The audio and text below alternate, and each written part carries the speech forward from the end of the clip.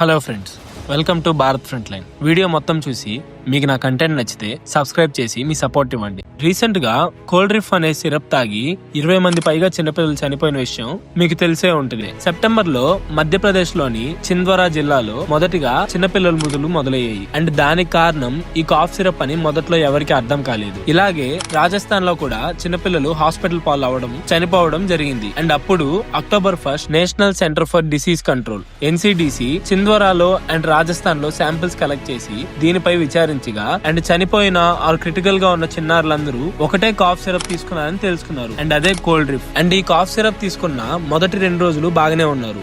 దాని తర్వాత సడన్ గా పిల్లలకి యూరిన్ రాకపోవడం, ఒకటే వాంతులయ్యి చివరగా కిడ్నీ ఫెయిల్యూర్ అయ్యి చనిపోతున్నారు. దాదాపుగా 20 మంది చిన్నపిల్లలు చనిపోయారు. అండ్ ఇంకా ఎంతో మంది సిచ్యువేషన్ క్రిటికల్ గానే ఉంది. అండ్ కోల్డ్ రిఫ్ లో మెయిన్ గా SR13 బ్యాచ్ లో డైఎథిలిన్ గ్లైకాల్ DEG ఎక్కువ మోతాదులో కలిపారని గుర్తించారు. నార్మల్ గా ఈ డైఎథిలిన్ గ్లైకాల్ అనేది ఇండస్ట్రియల్ సాల్వెంట్. అండ్ ఇది నార్మల్ గా బ్రేక్స్ ఫ్లూయిడ్స్ లో, పెయింట్స్ లో ఆ లిక్విడ్స్ ఫ్రీజ్ అవ్వకుండా వాడే కెమికల్. అండ్ ఇదే డైఎథిలిన్ గ్లైకాల్ కెమికల్ ని ఆ కోల్డ్ రిఫ్ అనే సిరప్ లో కూడా వాడారు. దీని వల్ల పిల్లలకి liver, kidney and multiple organ failure అయ్యి చనిపోయారు. అసలు ఈ కెమికల్ ఎందుకు వాడారంటే